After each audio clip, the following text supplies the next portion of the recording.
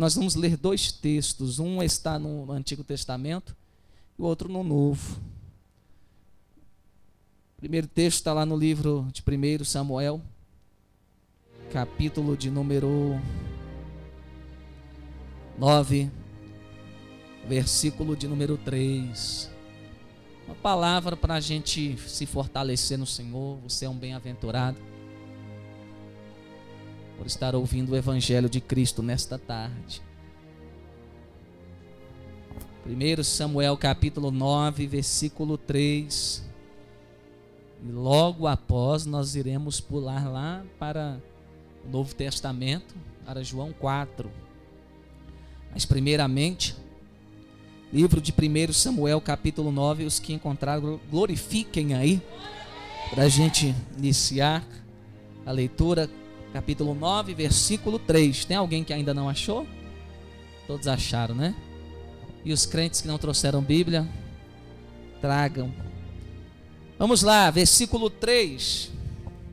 E perderam-se as jumentas de Quis, pai de Saul, pelo que disse Quis a Saul, seu filho: toma agora contigo um dos moços, e levanta-te, e vai a buscar as jumentas. Vamos repetir só essa parte final que diz assim: vai a buscar as jumentas. Amém? 1, 2, 3 e... Ótimo, mais uma vez para você entender. Vamos lá, 1, 2, 3 e... Agora vai lá para o livro, o Evangelho segundo escreveu São João, capítulo 4, versículo de número 8. Lá para o Novo Testamento, vai passar Mateus, Marcos, Lucas e Yohanan, João. Capítulo 4, versículo 8. Mais uma vez que estão encontrando, já encontraram, glorifiquem, para eu poder dar continuidade à leitura. Amém? Diz assim: porque os seus discípulos tinham ido à cidade comprar comida. E eu vou contar até 3, você vai repetir essa parte final: comprar comida, ou melhor, ido à cidade comprar comida. Vamos lá? 1, 2, 3 e... ido à cidade a comprar comida. Mais uma vez, 1, 2, 3. Glórias a Deus. Amém? Pode se assentar no seu lugar, glorificando, porque você é pentecostal. Pentecostal não desliga o alto-falante do som, não. Tá? É 24 horas ligado. Então aqui mesmo a gente vai ficar. Uma palavra que o Espírito Santo tocou ao meu coração para incentivar você a ter propósito de vida. Olha para o seu irmão e diga assim para ele: você tem que ter propósito. Olha de novo para ele e fala assim: você tem que ter propósito de vida. E eu quero perguntar para você: qual é o seu propósito? Buscar jumenta ou comprar comida?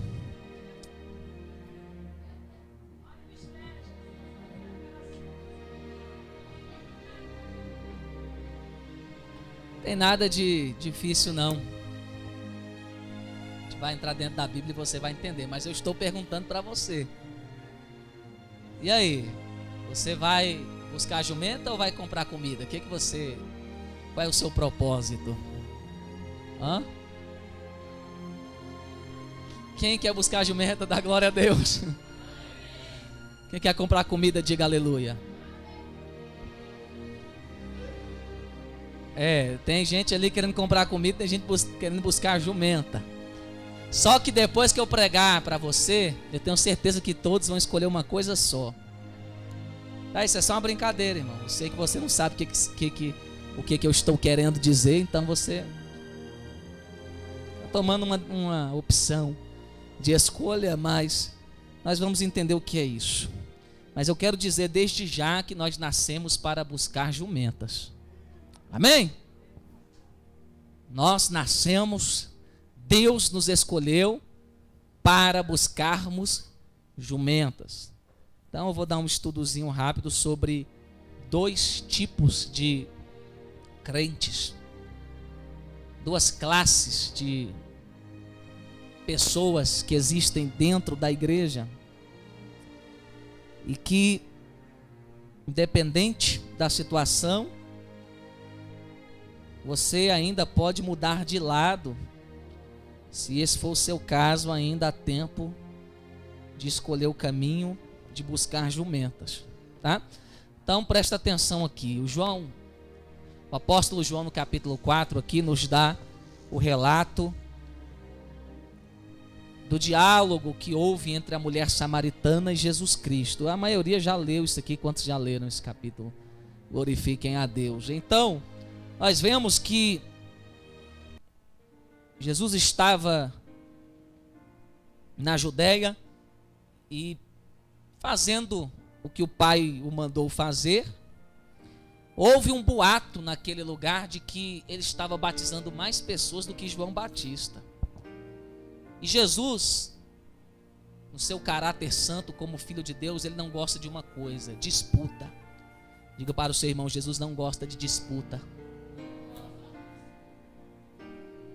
E quando ele ouviu isso, sendo que na verdade nem era ele que batizava, eram seus discípulos, ele preferiu se retirar dali, porque o propósito dele não era mostrar o que ele tinha de melhor, o que ele fazia de mais ou de menos do que alguém.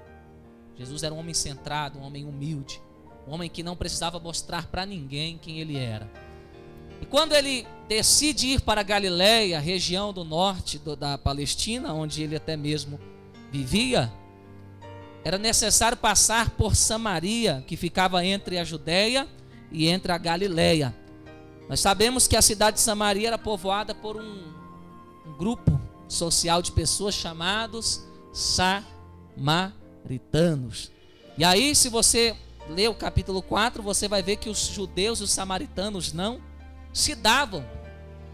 Eles não batiam um com o outro, sabe assim, aquelas pessoas que falam assim: eu não bato com essa pessoa, não vou com a cara dela. Se a gente bater de frente no caminho, vai sair faísca. Assim eram os judeus e os samaritanos. E essa confusão começou centenas de anos antes, quando o reino do norte de Israel caiu, ali na mão do rei da Síria.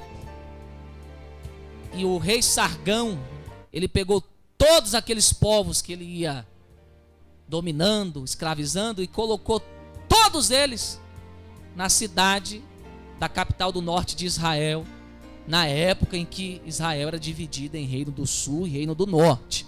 Então, o reino do norte, quando cai, agora não é um lugar habitado somente por judeus, por povo de Deus, são todos os povos misturados.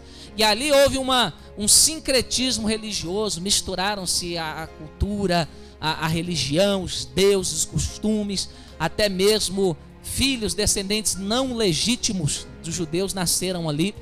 E esse povo misto foi o povo que se levantou contra o reino do sul, porque logo 100 anos depois o reino do sul caiu. Só que caiu nas mãos de quem? De Nabucodonosor, rei da Babilônia. Então, quando os judeus vão lá para a Babilônia, e é lá que eles recebem esse nome pela primeira vez de judeus, eles têm a promessa de Isaías, que diz que Deus levantaria Ciro, o libertador, e devolveria eles para a pátria deles. Quando a promessa se cumpre, passam-se os 70 anos pela expiação do pecado daquele povo. Quando eles vão voltar para reconstruir a cidade, reconstruir o templo que fora destruído, quem é o povo que se opõe aos judeus? Os samaritanos.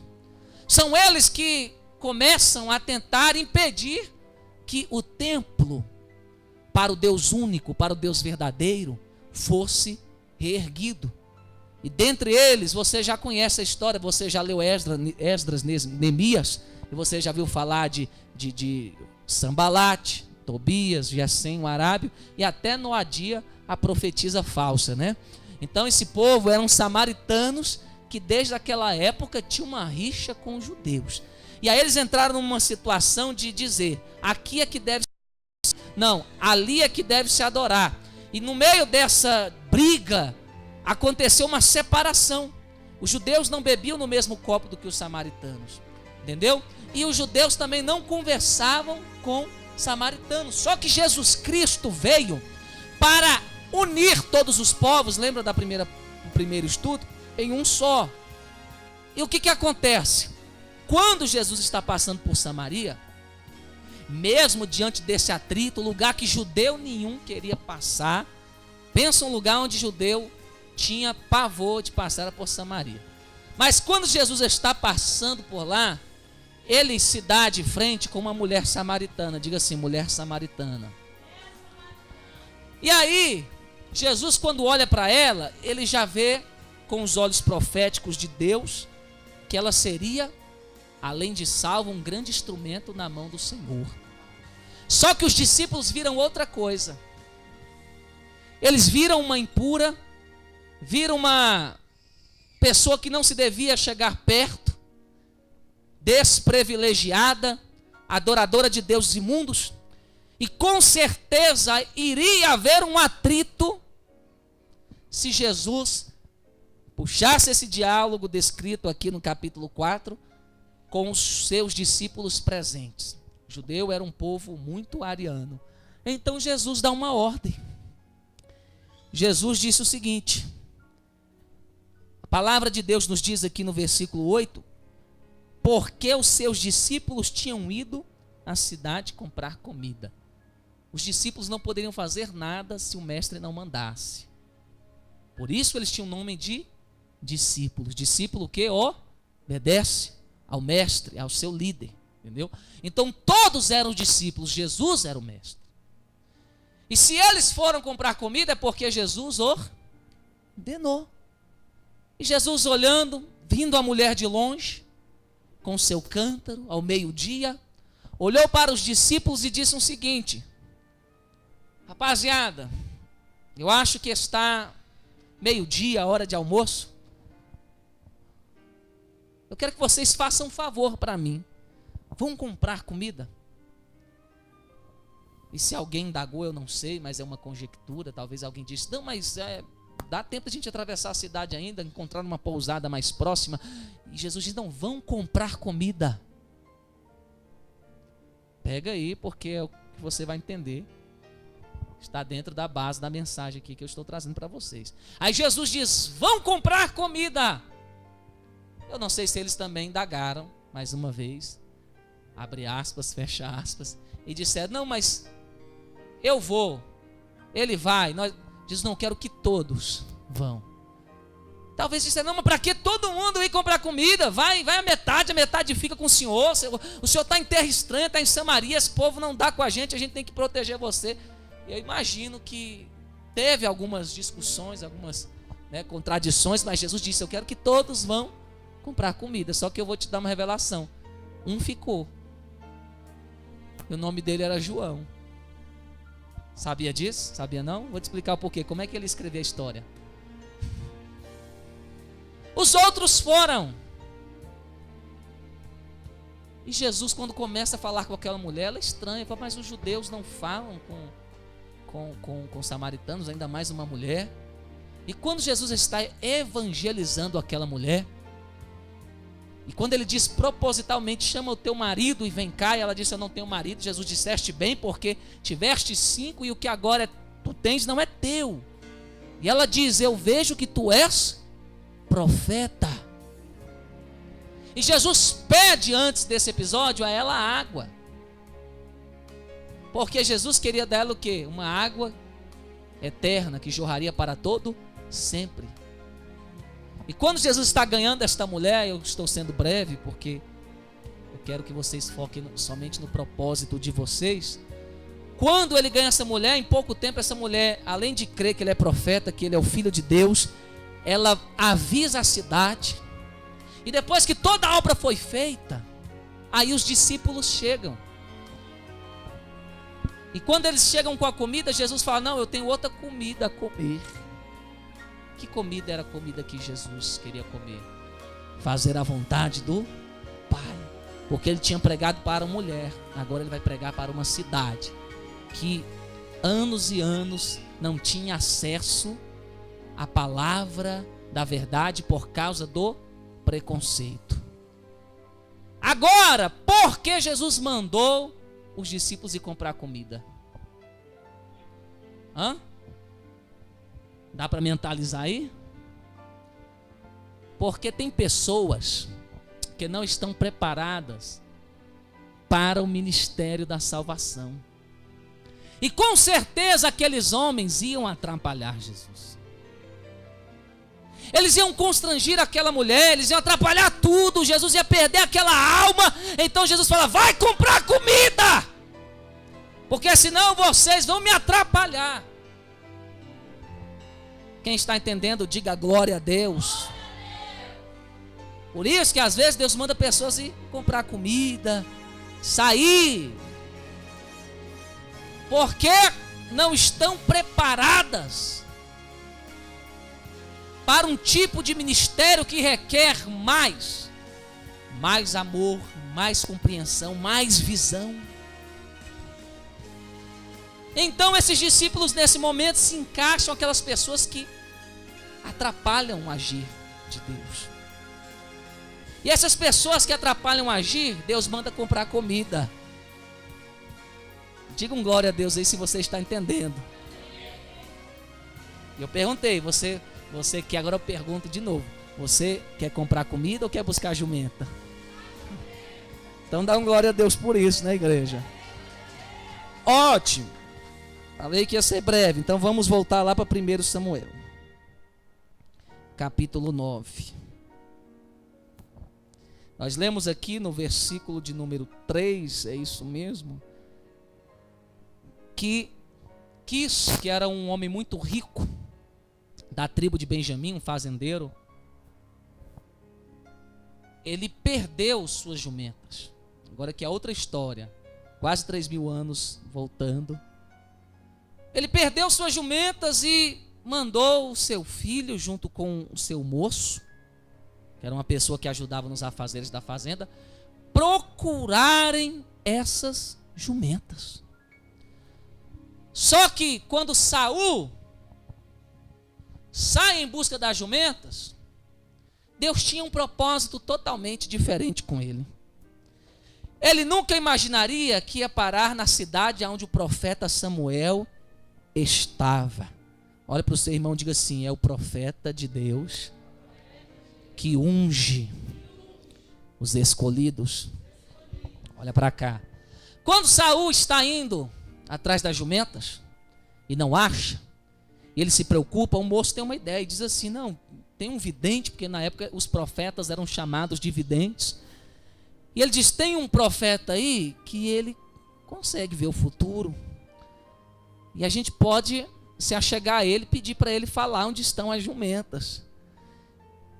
E Saul, preocupado, diz: mas eu não tenho, o último bocado de pão que eu tinha já se foi, e eu não tenho nada a oferecer ao profeta, porque também era costume, toda vez que você fosse ao profeta, você ofertasse alguma coisa, desse alguma coisa a ele, em reconhecimento do benefício ali dado pelo porta-voz de Deus. Então eles vão na cidade procurando o profeta, e ouve pela boca de uma moça que o profeta está naquela cidade. E eles vão e se encontram com o profeta, e o lindo da história é que as jumentas que se perderam era só um pretexto, porque Deus queria mudar a vida de Saul. Deus queria abençoar aquele jovem que outrora nem conhecido era, que não tinha nada a não ser a herança, ser herdeiro futuramente daquilo que era de seu pai. E quando ele encontra com o profeta, ele já sabia, fora avisado que iria ter um banquete no cume do monte, e o profeta estava indo para o banquete, e ninguém podia banquetear enquanto o profeta não estivesse lá. E quando ele encontra com o profeta chama, convida ele para banquetear. E quando ele é convidado para banquetear com o profeta diz uma coisa para ele. O profeta diz que todos os olhos de Israel estavam postos nele. Ele não sabia de nada. Ele não estava entendendo nada.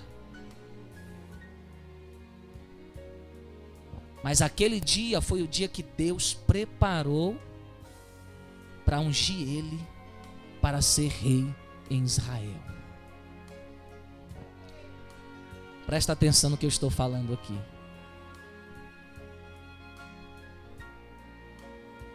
O que Deus quer saber de nós é qual é o propósito que nós temos como cristãos, como servos de Deus. Propósito de receber a chamada de Deus, ou daqueles que ficam atrapalhando as coisas. Por quê? Porque isso é uma verdade. Isso aconteceu na época de Jesus, acontece hoje e vai acontecer amanhã.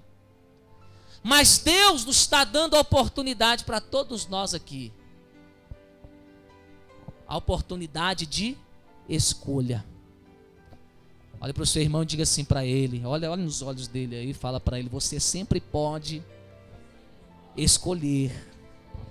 Diga assim para ele: a chave da vida e da morte está nas suas mãos. Diga assim para ele: Deus é lindo, que ainda te dá a dica para você escolher a vida. Olhe para cá. O que Deus quer que nós saibamos hoje neste culto de adoração: Deus quer te ungir, Deus quer te dar um chamado, Deus quer te fazer reinar, Deus quer que você seja uma bênção, Deus quer colocar um reino nas suas mãos. Esse reino pode ser dentro da sua casa, pode ser no seu trabalho, no seu ministério. Então Deus te chama para buscar a jumenta. Por quê? Porque Deus vai olhar para você e vai preparar uma situação, e você vai achar que está indo por causa de uma coisa. Checou mender manak axé ravinu que fácia. E você vai neste lugar pensando que é uma coisa que você está realizando, mas não. É um encontro que Deus está marcando para mudar a sua vida, para mudar a sua história. E eu sinto Deus, eu quero que aqueles que acreditam comigo liberem uma palavra para glorificar a Ele. Porque isso vai acontecer. Vai acontecer. Aconteceu comigo. Olha para cá, deixa eu te contar como é que eu fui buscar as minhas jumentas. Eu estava limpando a igreja num domingo de manhã. Servia aqui todos os dias. Limpava, levava tapete para casa para lavar, trazia, abria a porta, dava o estudo bíblico. Porque ali o meu coração só pensava: eu só quero fazer alguma coisa para esse Deus que me deu essa tão grande oportunidade. E nessa felicidade de só dar glória, aleluia, e ficar ajudando aqui na obra, que Deus, eu não quero nada, eu quero a sua alegria, eu estou feliz, eu quero recompensar, se é que tem como a gente recompensar o que o Senhor faz por nós. E aí eu lembro que eu tinha um amigo lá da rua, que mesmo eu entrando na igreja, ainda conversava muito com ele, uma pessoa legal, não crente, mas uma pessoa de caráter, um abençoado. E esse dia de manhã eu lembro que a ordem que foi me dada foi: limpa a igreja, arruma tudinho e deixa a chave lá na casa da irmã Miriam. Eu lembro como se fosse hoje, ali na 18 da Guariroba. Eu não tinha comunhão com ninguém da igreja. Vocês jovens que estão chegando agora, olha o que Deus pode fazer nas nossas vidas. Eu não tinha comunhão com ninguém, não conhecia quase ninguém, mais assim os jovens da mocidade, tudo. Mas me deram essa ordem. Eu na minha bicicletinha limpei a igreja, fechei as portas e estou indo. E na minha cabeça: estou indo achar a pessoa que precisa da chave da igreja, porque eu era novo e talvez as pessoas não queriam confiar essa responsabilidade ainda nas minhas mãos, né? Eu tinha pouco tempo na igreja, precisava de trabalhar mais, né? Servir mais para ver se eu ia ser aprovado para receber responsabilidade. Aí tô lá, Saúl estava indo buscar a jumenta, eu estava indo buscar a pessoa que tinha que ficar com a chave. Essa pessoa está lá na 18, lá na casa da irmã Miriam, mãe da pastora Kelly. E eu vou lá, deixo essa chave e volto para casa, torcendo para dar 7 horas para voltar para o culto domingo à noite, porque eu não aguentava ficar em nenhum lugar a não ser na casa de Deus. Eu ficava oprimido fora da igreja. E aí, quando eu estou indo deixar a chave, tá tendo um churrasco lá. Tendo um churrasco, é a casa lá no fundo do lote. Eu falei, churrasquinho bom, né? Pena que não me convidaram. Pena que eu só vim aqui deixar essa chave, aleluia. Ir embora pro meu rumo. Achei a jumenta, agora eu vou embora. E aí quando eu chego lá para deixar a chave, peço licença, todo tímido. Eu não tinha intimidade com ninguém. Ó, o serviço está pronto, eu estou indo deixar a chave porque eu estou indo para casa almoçar. Igreja, olha para cá. Tinha um banquete preparado para Saul. Quando Samuel chamou ele para o banquete no cume do monte, aquele banquete, ai Jesus, sinto Deus aqui. Deus já tinha falado para o profeta: vai vir 2 jovens aí, atrás das jumentas do seu pai, mas não é jumenta que eles estão caçando. Eu escolhi ele para ser rei em Israel, e prepara o banquete, porque hoje é o dia.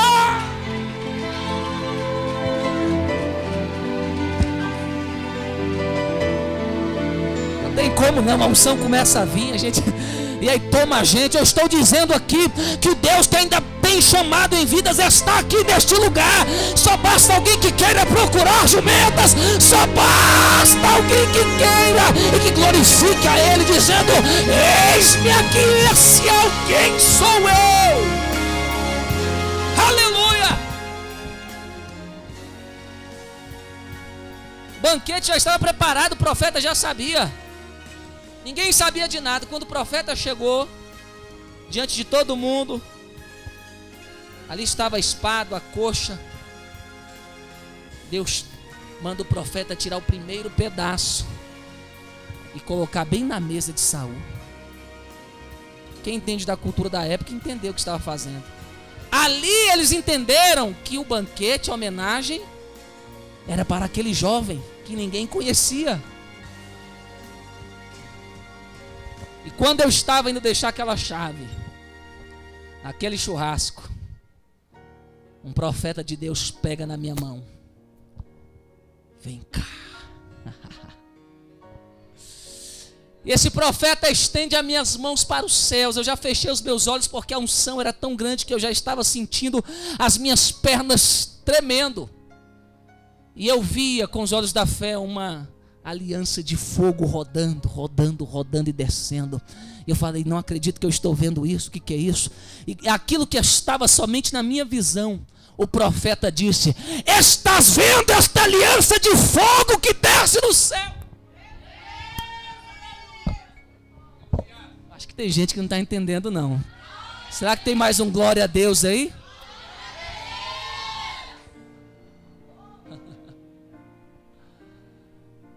E eu via o anel caindo no meu dedo.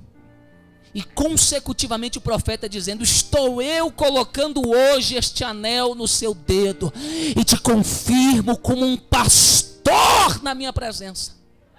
Te unjo hoje. A unção que eu recebi foi tão forte, que quando eu recebi a oração, a pessoa que orou por mim inchou de tanta unção. Vocês querem saber quem é essa pessoa?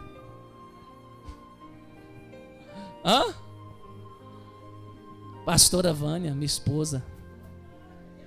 Quando eu sentei no sofá, eu fiquei embriagado. E adivinha para quem foi o primeiro prato do churrasco?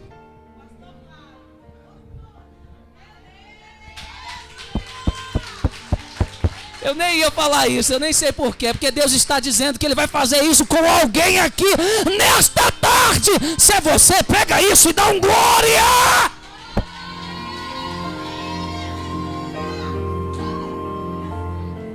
Mas o caminho na busca da jumenta é um caminho estreito. Se paga um preço.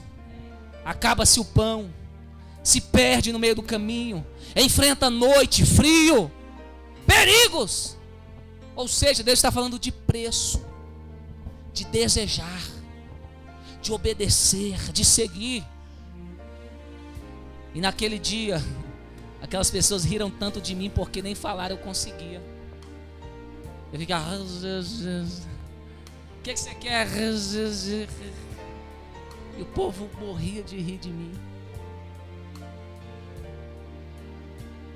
Saul, quando recebeu a unção, ele profetizou, ele ficou embriagado, ele dançou. Deus ainda embriaga pessoas no poder do Espírito para capacitá-las para um chamado. Coloca o dedo assim para você mesmo e diga assim: eu tenho um chamado. Assim, eu sou caçador de jumentas. Aleluia. Erasse que andecoface. Diga assim: eu não sou comprador de comida. Diga assim: Deus não vai precisar mandar eu sair para eu não atrapalhar, mas Deus vai mandar eu sair rumo ao encontro que Ele marcou para mudar o meu ministério, a minha história, em o nome de Jesus. Quem crê glorifica, exalta, aplaude, faz alguma coisa, mas bendiga este Deus maravilhoso. Aleluia. Se coloca de pé nesta tarde. Não deixe que eu faça, que lemã. Já vamos agradecer por esta tarde maravilhosa, abençoada.